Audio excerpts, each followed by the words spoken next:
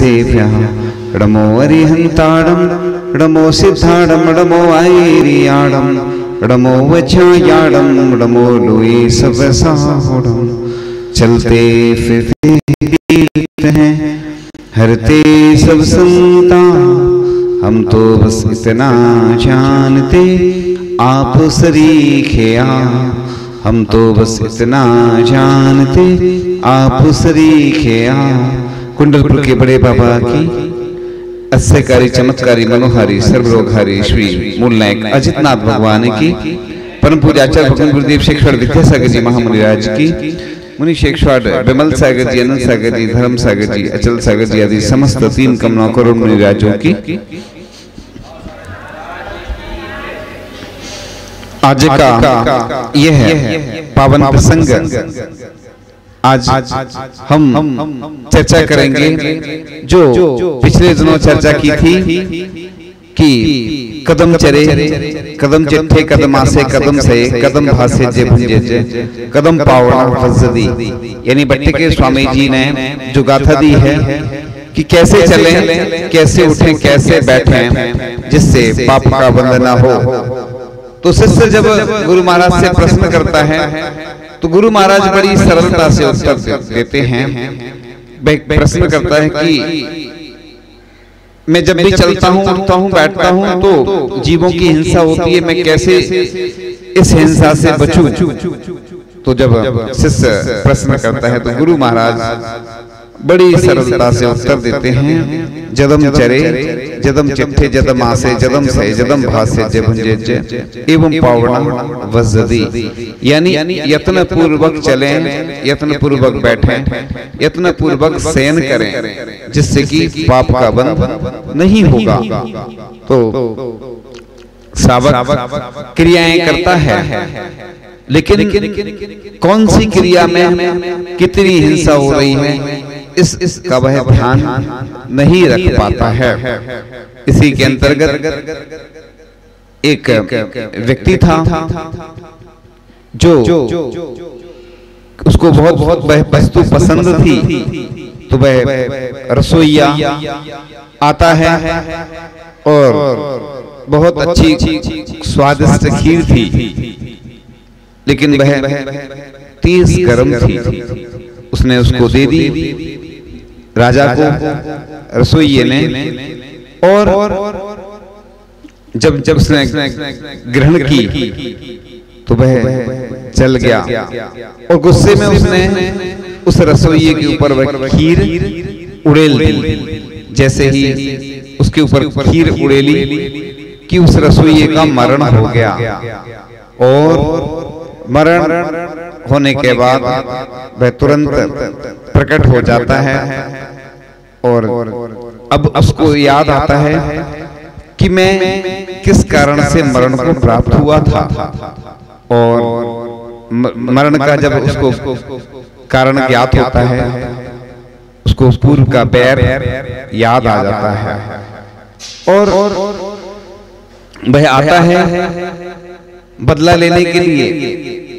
तो एक बहुत स्वादिष्ट आम लाता है और उस जो राजा था उसको वह आम दे देता है।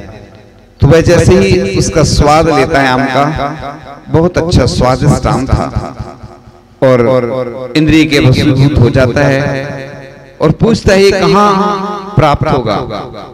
जैसे आपको भी कोई अच्छी वस्तु प्राप्त होती है तो आप तुरंत उसका एड्रेस ले लेते हैं, नंबर ले लेते हैं, कहां से मिलेगा।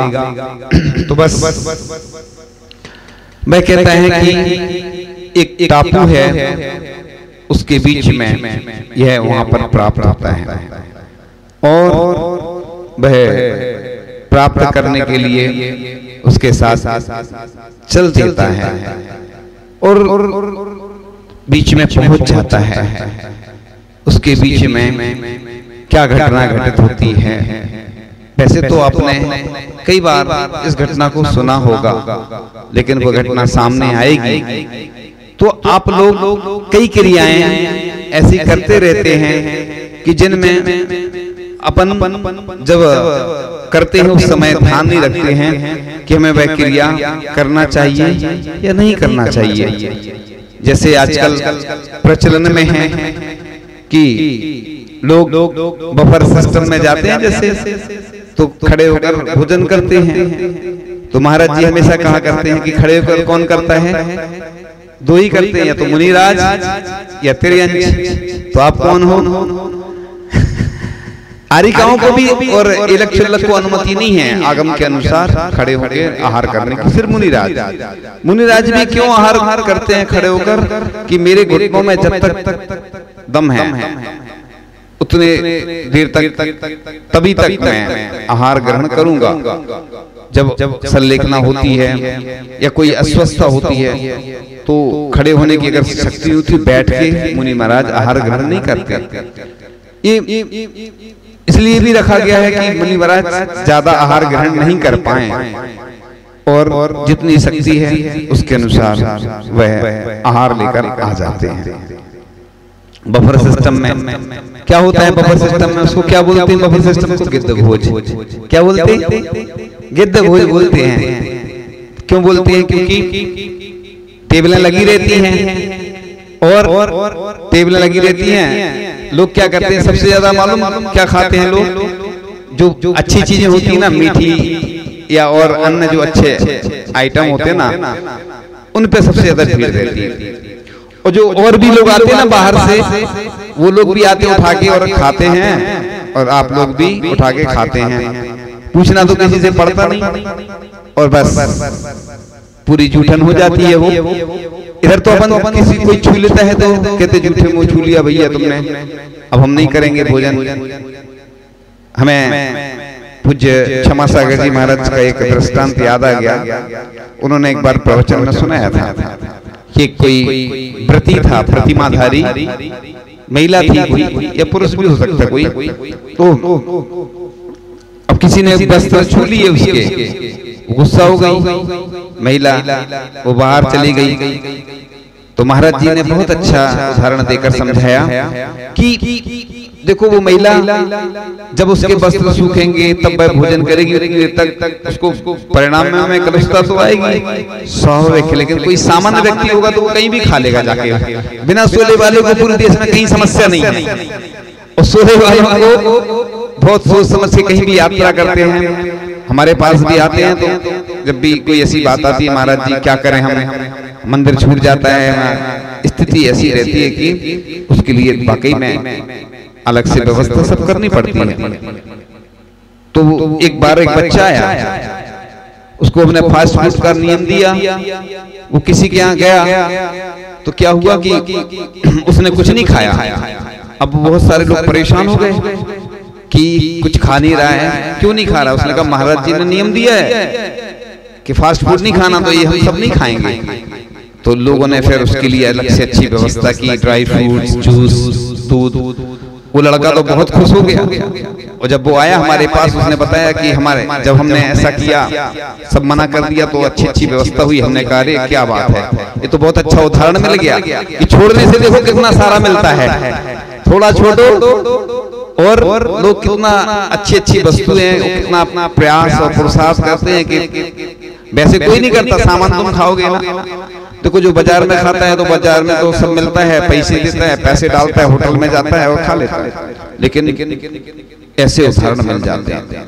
तो बफर सिस्टम में जाते हैं लोग और पूरा जूठन रहती है, पूरी जूठन रहती है और खा के आ जाते हैं। इसलिए खड़े होकर तो खाना नहीं, और पैर में और कुछ भी रहती, चरण पादुका वगैरह भी रहती है वो भी पहने रहते हैं सब।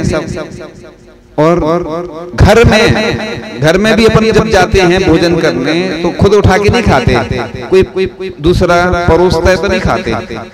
लेकिन इधर सब लोग एक साथ जाते हैं, कोई भी आ रहा है, छू रहा है। वो तो अभी वर्तमान में जो एक काल चला गया ना, कोरोना काल, तो उसमें लोगों ने सोशल डिस्टेंस की जगह टोटल डिस्टेंस, बहुत सारी अपनी आदतें बदली, कई लोगों ने सुधार किया, नहीं खाया बहुत दिनों तक। ये बहुत अच्छा रहा, कम से कम लोग यही कहते थे कि कम से कम इस बहाने से छूट गया, लेकिन लोगों को क्या है, आनंद तो उसी में आता है, लेकिन कि बस उठाते हैं और खाते बड़ी शान से।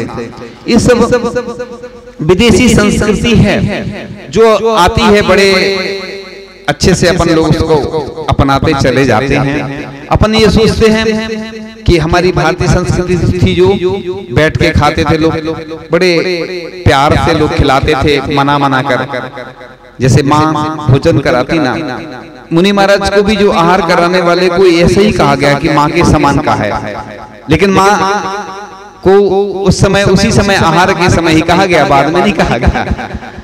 तो जैसे माँ अपने बच्चे को भोजन कराती है, ऐसे श्रावक बड़े उत्साह पूर्वक कराते हैं। ऐसे ही जब शुरुआत होती थी एक साथ लोग बैठते थे, बड़े सम्मान के साथ खिलाया जाता था, लेकिन आज तो अपमान किया जाता है।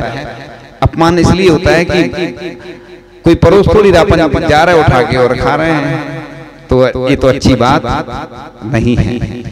एक बहुत अच्छी कॉमेडी आई थी, एक सुनी थी, उसको इसी के ऊपर थी, बहुत अच्छी, किसी कोई कलाकार था, उसने इसको बहुत अच्छे से प्रस्तुति देकर सुनाया था कि कैसा होता है बफर सिस्टम में। तो कमेंट्स होते हैं, आप देखें, अपन गौर नहीं करते हैं, बड़े सम्मान के साथ। देखो अपन इधर कोई पूछता नहीं, अगर भोजन को किसी घर पे जाओ तो अपन क्या बोलते हैं, उन्होंने हमसे कुछ पानी तक को नहीं पूछा, और इधर पूछता नहीं है कोई, तो भी खा रहे हैं, बेइज्जती करवा रहे हैं अपनी। इसका अर्थ कि अपन पश्चिमी सभ्यता को अपनाते चले जा रहे हैं, इसके कारण से ह्रास हो रहा है। तो आप इन बातों का अगर अपन ध्यान नहीं रहेंगे, सुधार नहीं करेंगे, तो कई लोग आते हैं, महाराज जी हमें बफर सिस्टम की छूट चाहिए। जो फार्म वगैरह भरते हैं ना, आप समझ गए होंगे किस चीज का फार्म भरते हैं, वो कुछ तो इन चीजों की तो छूट नहीं दी जाती है। बड़े सम्मान के साथ अगर आप खुद त्याग कर दोगे खुद से, आपकी अपने आप व्यवस्था होने लगेगी।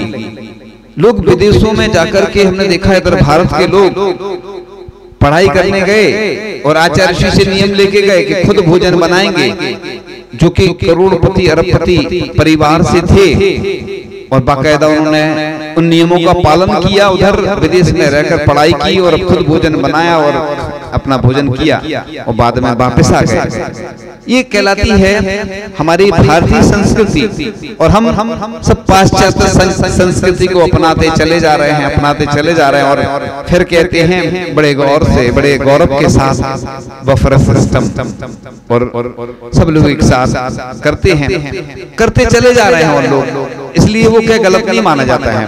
100 में से 80 बेईमान, फिर भी मेरा भारत महान। संख्या क्या है, उन्हीं की ज्यादा है। और एक चीज और बता रहा हूं मैं, बहुत अच्छी, कि जैसे अपन डाइनिंग टेबल पे आप लोग भोजन करते एक साथ और बात कर रहे हैं, तो किसी डॉक्टर से आप उसका वो करवा रहे ना कि पूरा भोजन इन्फेक्टेड हो जाता है, क्योंकि अपन सब बात करते तो मुंह से थूक निकलता है सबका एक साथ भोजन अगर कर रहे हैं डाइनिंग टेबल पे, तो समझ लेना कि बीमारियां सबसे ज्यादा उसी कारण से होती है। आज तक किसी ने नहीं बताया। ये क्यों नहीं बताया? क्योंकि किसी ने ध्यान ही नहीं दिया होगा। जब कोरोना चल रहा था मास्क लगाते थे, भोजन तो मास्क लगा के नहीं कर सकते, तो हम भी जानते हैं, लेकिन मौन पूर्वक करें, अलग अलग करें तो सबसे अच्छा है। क्योंकि लेकिन लोगों को क्या है, ऐसा लगता है कि हम अपना व्यवहार खत्म कर देंगे अगर एक साथ भोजन नहीं करेंगे।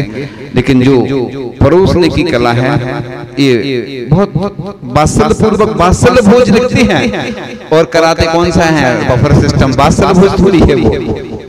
वात्सल्य भोज तो जब होते हैं जब बड़े अच्छे से ढंग से लोग बैठते थे, नीचे कराते थे।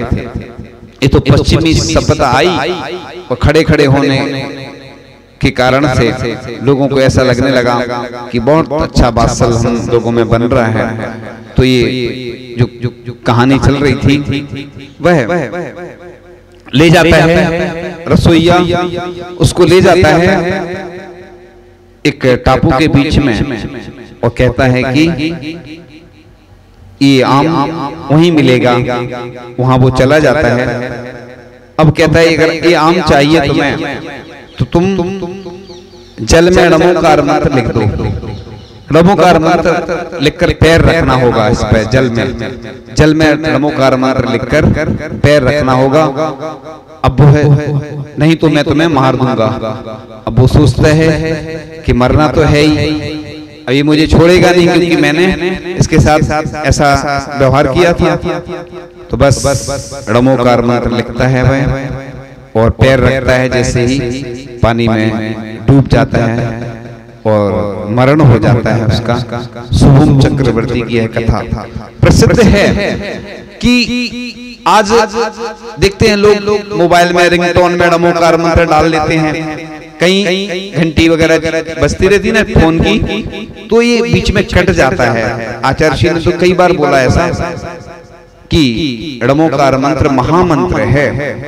कोई भजन वगैरह की रिंगटोन डालते हैं तो वो बात अलग है, और किसी मंत्र की रिंगटोन डालते हैं, कोई भी मंत्र हो, तो ये बीच में अपन काट देते हैं। कहीं भी ले जा रहे हैं, भोजन भी कर रहे हैं और भी अशुद्ध स्थानों पर ले जा रहे हैं। अशुद्धि में भी महिलाएं भी और अन्य पुरुष भी अशुद्धि में भी उपयोग करते हैं।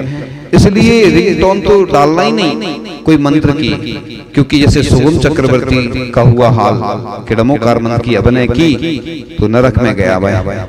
तो इसी प्रकार से जब शुभम चक्रवर्ती की यह दशा हुई कि उसकी स्थिति ऐसी हो गई, तो आप कैसे बच सकते हैं? इसलिए शुभम चक्रवर्ती की कथा से यह शिक्षा लेना है।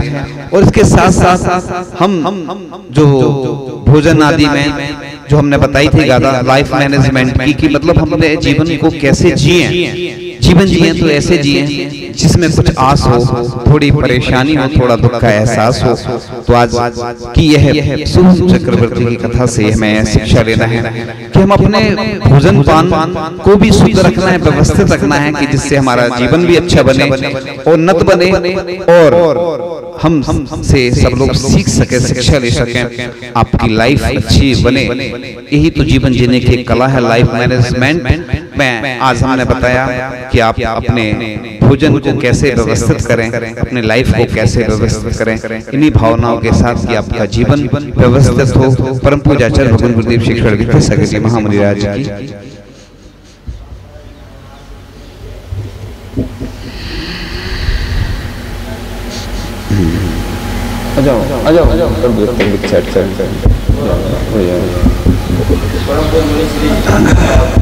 माइक में